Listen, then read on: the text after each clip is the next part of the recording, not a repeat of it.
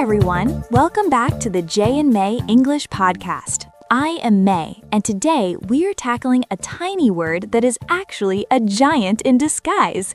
We're talking about the word go. Hello, I'm Mr. J. It is great to be here. Most learners think go just means moving from A to B, but by the end of this episode, you'll be using it like a native speaker to describe your feelings, your health, and even the food in your fridge. I'm ready. If you want to master these high-frequency words with us every week, make sure to subscribe to the Jay and May English podcast right now. So, Mr. J, go is just about walking or driving, right? Not quite, May. While it does mean to move, we use it for so much more. For example, what happens if you leave milk on the table for 3 days in the summer? Oh, that's easy. It smells terrible. It becomes bad. Exactly. In English, we say the milk goes bad. We use go to describe a change in state or condition, usually a negative one. So the milk isn't actually walking anywhere. It's just changing from good to gross. Spot on. We use go with colors, too. If I say something funny and you get embarrassed, your face might go red. Oh, I do that a lot. My face goes red whenever I have to speak in front of a big crowd. It's like a physical change. It is. And think about a person's hair as they get older. It doesn't stay black or brown. It goes gray or goes white. That makes sense. So go plus an adjective describes a transformation. Does it work for everything? Can I say I go happy? That's a great question. But no, we usually use go for becoming something negative or a physical change like colors. You get happy or become happy, but you go crazy or go blind. Ah, I see. So if I lose my mind because there is too much homework, I go crazy. This is a simple trick for you listeners. Think of go as a downward slide or a physical shift. Precisely. Now let's look at go in a different way. Have you ever been in a meeting or a class where everything was perfect and finished on time? That's rare, but yes, it feels great when everything is smooth. In that case, we say everything went well. Here, go describes the progress or the result of an event. So if I have a job interview and I come home smiling, I can tell my mom it went well. You certainly can. On the flip side, if you spilled coffee on the interviewer, you would say it went badly or everything went wrong. Let's hope that never happens. So go is like the engine of the story. It tells us how the story is moving forward. That's a beautiful way to put it. It's the how of a situation. But here is where most learners fail. They forget that go also connects to sounds. Sounds? You mean like a car engine? Exactly. A phone goes off when it rings. An alarm goes off in the morning to wake you up. Wait, off? That's confusing. Usually off means stopping. If my alarm goes off, isn't it starting? It is confusing. In this context, go off means to explode or make a sudden loud noise. A bomb goes off, and an alarm goes off. Okay, so if my alarm goes off at 6 a.m., it is making a loud noise to wake me up. I always hated that sound. Now I have a word for it. Most people do. Now think about animals. What does a cat say? A cat says meow. Right. But in a story for children, we say the cat goes meow. We use go to introduce the sound an animal or object makes. Oh, like the cow goes moo, or the big clock goes tick-tock. Exactly. It's a very natural way to describe sounds in casual conversation. You could even say, the balloon went pop. This word is everywhere. I thought I knew go, but it's like a Swiss Army knife. It has a tool for every situation. It really does, and we're just getting started. There's a very specific way we use go with activities that use ing words. Like go swimming or go shopping? I use those all the time. Yes, those are very common. But do you know why we use go there instead of just saying I swim? Maybe because go implies I'm leaving my house to do it. You've got it. I swim is a general fact. I go swimming means you're making a trip to the pool or the beach to do the activity. It's a planned hobby. So I wouldn't say I go sleeping because I don't travel to my bed as a hobby. Correct. You go to sleep or go to bed, but you don't go sleeping. We use the go plus ing structure for recreational activities, things you do for fun outside your normal routine. That's a vital distinction. I go hiking, I go dancing, and I go bowling. Perfect. Now, let's test your intuition. What if I'm looking for my keys and I can't find them? I would say, where did they go? Yes. Here, go means to be moved or to disappear. If something's missing, we ask where it went. It feels like the keys have little legs and walked away. It feels that way sometimes. This part is vital because it shows that go isn't always about a physical person walking. It's about the location of an object changing. So, if my money is all spent, can I say my money went? You could say, I don't know where my money goes every month. It means the money disappears or is spent quickly. I say that every single month, Mr. J. My paycheck just goes. You and me both, May. You and me both. I think we all feel that way about our bank accounts. But speaking of things disappearing, what about when we talk about a machine? Like, if my computer stops working, can I use go there too? Actually, we have a very specific phrase for that. We say the computer went kaput, or more commonly, the power went out. When a service or a machine stops functioning, we use go. Oh, I've heard people say the engine went. Does that mean it broke down completely? Yes, if a car's engine goes, it means it has failed or died.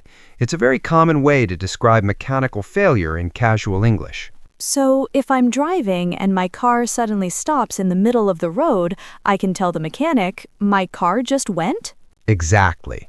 It's a bit dramatic, but it gets the point across. Now, let's shift gears. There's another way we use go that is a simple trick for sounding more like a native speaker. It involves the word by. Go by? Like a car driving past me on the street? That's one meaning, yes. Time goes by. If you are having a lot of fun, time goes by very quickly. Like this podcast. I can't believe how much we've covered and the time is just going by. It really is. But go by also means to be known by a certain name. For example, my full name is quite long, but I go by Mr. J. Oh, so it's like saying people call me or my nickname is... Precisely. If a student's name is Samantha, but she prefers everyone to call her Sam, she would say, I go by Sam. That is so useful. I have a friend named Leonardo, but he goes by Leo. I never realized I could use go for names. It's very natural. Now, here is something where most learners fail because they overcomplicate it. It's the phrase go for. Go for? Does that mean I'm walking towards something I want? In a way, yes. It means to choose something or to try to achieve something. If we're at a restaurant and you can't decide between pizza or pasta, I might say, go for the pizza. It's delicious here. So go for is like choose? Yes, and if you are trying to win a race, you go for the gold. You're putting in the effort to get that specific result. I like that. It sounds very active and energetic. I'm going for a promotion at work, or I'm going for a new record in the gym. Perfect examples. It shows ambition. But go for can also be used to ask about a price. You might ask, how much does this old car go for? Wait, so it means what is the price? Exactly. It's a very common way to talk about the market value of something. Houses in this area go for a lot of money. Wow, go is really doing a lot of heavy lifting in English. We've used it for moving, changing colors, broken engines, nicknames, and even prices. It really is. And we haven't even touched on the most common way beginners use it, traveling. But even there's a secret. This part is vital. The difference between gone to and been to. Oh, I always get those mixed up. I never know which one to use when I'm talking about my vacations. This is a classic mistake. If I say, May has gone to Paris, where are you right now? If you say I've gone there, am I in Paris? Yes, you are either on your way to Paris or you are already there. You haven't come back yet. Okay, so if my mom calls me and asks where my brother is and he is currently in London, I say, he has gone to London. Exactly. But if he went to London last year and now he's sitting right next to you on the sofa, you say, he has been to London. So been means the trip is finished and gone means the person is still away. Spot on. Think of gone as a one-way arrow and been as a U-turn. You went and you came back. That is such a clear way to remember it. I've been to the supermarket, so my fridge is full, but my roommate has gone to the gym, so the house is quiet. You're a natural at this, May. Now, let's look at a slightly more advanced way to use go that beginners can start using today to sound very smart. It's using go to describe how things match. Do you mean like clothes? Like this shirt goes with these pants? Exactly. We use go with to talk about things that look good together or belong together. I use that for food too. Red wine goes with steak, or milk goes with cookies. Yes, it means they complement each other. They make a good pair. What if they don't match? Can I say, this tie doesn't go? Yes, you can. If you wear a neon green tie with a purple suit, I might say, May, that tie just doesn't go. Don't worry, I have better taste than that. I'm sure you do. But notice how go describes the relationship between the two items. It's not about movement, it's about harmony. Harmony. I love that. Go is about harmony, change, failure, and nicknames. It's like the most flexible word in the dictionary. It really is. And we have one more big category to cover before we finish. Go in expressions about time and rules.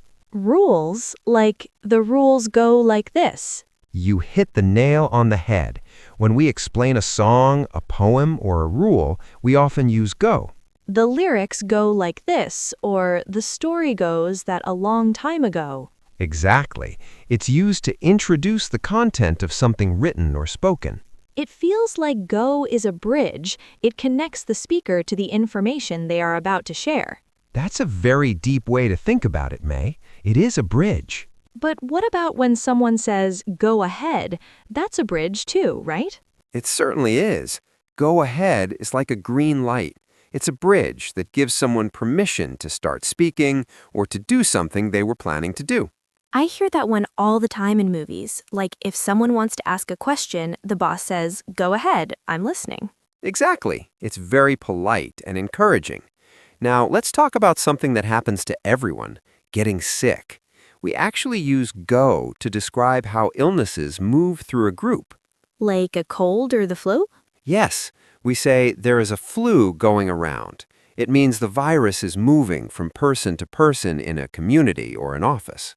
Going around. That makes it sound like the virus is taking a tour of the city. In a way, it is. And if you catch it, you might go down with a cold. Go down with? That sounds like I'm falling over. That's the idea.